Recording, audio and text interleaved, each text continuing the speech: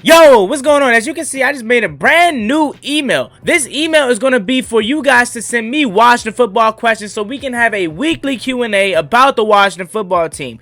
Email will be flashing up on the screen as we speak, and it will be in the description down below so you can send me all your Washington football team questions to my email. I plan on doing an episode a week, and I will be bringing out the first new episode when we get 10 to 15 questions for the next video. So with that being said, go send your Washington football questions to the brand new email that's on screen and down below in the description. YouTube, what's going on? It's Juan Gotti here. We end the Washington football team video, and in today's video, we're here to talk about my Washington football team's dream offseason scenario. So without further ado, let's get straight to today's video. But before we do, make sure you guys go down below, leave a like on this video, subscribe if you're new, and turn on post notifications so you get notified when I upload a video about the NFL, in this case our Washington football team. And let's get straight into today's video. Disclaimer: a dream scenario is something that's most likely not going to happen but have a chance to happen. I just want to put that out there for all the people that's going to say, oh, you don't know what you're talking about, we're not gonna be able to get him, we don't have the money to get him. It's just a dream scenario, something that might not happen but has a chance to happen. So with that out the way, let's get into this video. So first thing on the list, Washington. We know we made it to the playoffs last year, congratulations, but we still have a ton of holes. So why not kick off the dream scenario with the biggest hole on this team, and that's who's going to play quarterback in 2021 and beyond. Me personally, if it was up to me in my dream scenario and we had all the money in the world, I would get Dak Prescott, man. Dak Prescott is one of the best young quarterbacks in the NFL, and I think that if he comes into Washington, we instantly become a powerhouse. I'm not the only one that thinks that either. Max Kellerman, and I know you can take that with a grain of salt, but he said if we get Dak Prescott, we instantly become a powerhouse, and he's not wrong. This team is missing a quarterback, and if we get a quarterback of the future, maybe Dak Prescott, we would be an instant powerhouse. Now, I understand Dak Prescott is going to cost a lot of money, but Washington has the money to get Dak Prescott. Now, like I said, it also comes with some cons to getting Dak Prescott. You're basically kissing your future away by trying to sign your own guys back, because you're basically giving all the money to Dak Prescott is eventually what I'm trying to say. Dak Prescott, honestly, and this sounds crazy, I think he might reset the market when he gets his new deal. Now, one thing that we can use as leverage is his ankle injury that he's coming back. We can say, oh, Dak, we don't know how you're going to come back from that ankle injury, man. You could come back worse. So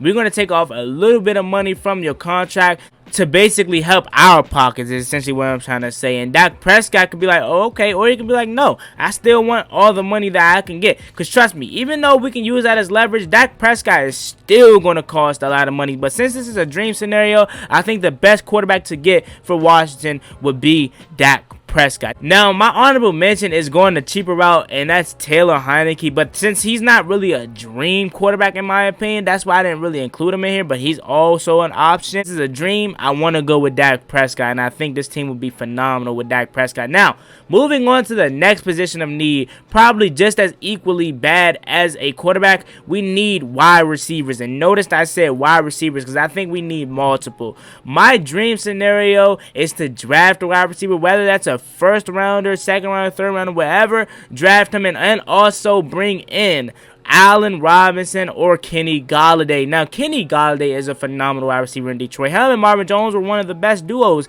in the past years. I just think Kenny Golladay is tired of losing, and if he can come to a winning culture in Washington and also make the money that he wants to make, it would be phenomenal. I don't want guys like Juju. I kind of like Chris Godwin, but since I see him drop so many passes versus us, I'm like, man, I think Kenny Golladay and Allen Robinson would be better. But back to Kenny Golladay, I'm going to want number one money. That's for sure.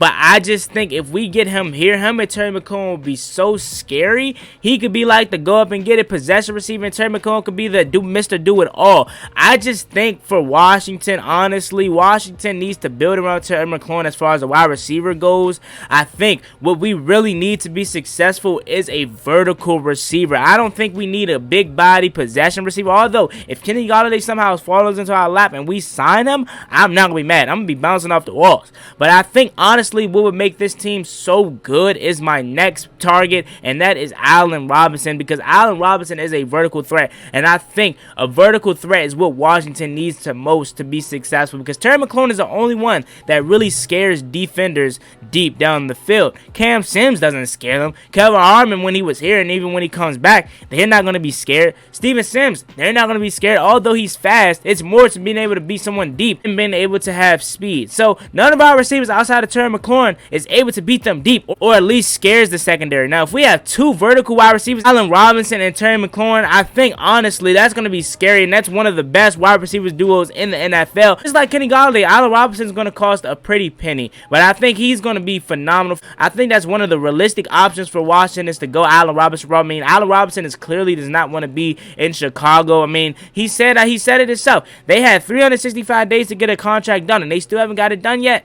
I don't think he's going to be in Chicago, and I think the minute he hits free agency, Washington needs to be all over that, because Allen Robinson would just make this wide receiving core so much better. And then Cam Sims could probably be the third option. Kelvin Harmon, maybe. See, although I said we need receivers, and I said we need to draft one or possibly get one in free agency, that being Allen Robinson or Kenny Golladay, if we only get one of those options, Kelvin Harmon and Cam Sims could really be a good third option. Cam Sims is a phenomenal third option, matter of fact. Now, moving to the next big thing, and that's general manager. Me, personally, I'm not the biggest in general manager talk, because I don't think this team really needs a general manager. As you've seen last year, although we were 7-9, this team was ran so much more smooth without a general manager. This team was ran the smoothest since I've been a fan of it, honestly, and that's without a GM. Now, I understand Ron Rivera probably wants a GM because he just wants to worry about football, and he wants a general manager to worry about everything else. That's cool, too,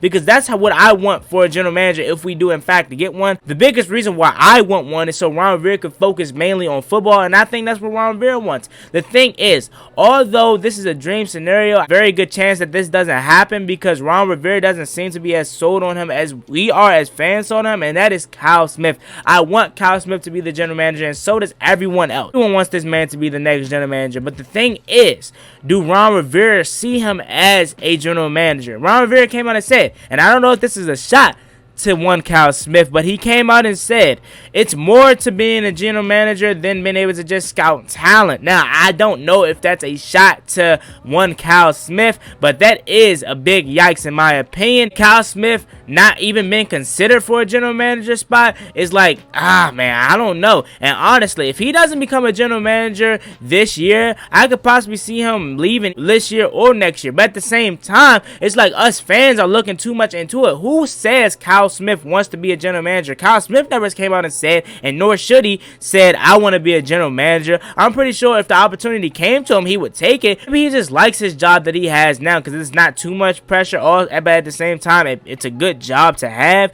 So maybe Kyle Smith likes the job he's having, or at the same time, maybe he wants to become a general manager. I don't know a person that wouldn't want to take a general manager job, but like I said, us fans are kind of looking too much into it. But since this is my dream scenario, I think the best option would to be able to go with one Kyle Smith, man. He's been around here. He's one of the few guys that actually survived the last regime into the next regime. So Ron Rivera obviously likes him and sees some talent into him if he brought him from the last regime and brought him onto this one. Obviously, I just don't know if he wants to trust him as a general manager. As you can see, he requested to talk to Ryan Codine and also Mike Mayu. Those are people that has ties back with him in Carolina. Also wants to interview ex-general manager for the Carolina Panthers, Marty Hurney. Now, he was asked about Marty Hurney, and he didn't really say too much, but obviously, you know, he wants a guy that he feels comfortable with, and all those guys have ties back to him in Carolina. That's why it's not looking too good for Kyle Smith to become the general manager, because Ron Rivera wants a guy that he trusts, and I'm not saying that he doesn't trust Kyle Smith, but obviously, his trust isn't on the level of these three guys that I just named. As you've seen, I put it in my dream scenario situation, would be for Kyle Smith to be the general manager. I don't know if Ron Rivera views it the same same as us fans. So with that being said, I honestly don't know if Kyle Smith is going to be the general manager. I have a video coming more about that later down the offseason where it's strictly about Kyle Smith. Next thing on my Washington football team dream scenario for the 2020 offseason, that is to get a star-studded middle linebacker. I don't care if that's through the draft or through free agency. I think we need to get a middle linebacker. And like Chris Cooley said, if we get a middle linebacker, we will have the best defense in all of football. Me personally, the guy that I want to get is Jayon Brown from the Tennessee Titans. They're not going to be able to re-sign Jayon Brown and Corey Davis. One of them going to have to walk. And I think Jayon Brown is going to be the more realistic one. I think we need to go after Jayon Brown. If we don't get Jayon Brown, I'm hearing a lot about the guy from Notre Dame. I haven't really watched all the research on him yet. I'm going to watch it eventually when I get to the defensive side of the ball. I'm still on the offensive side of the ball.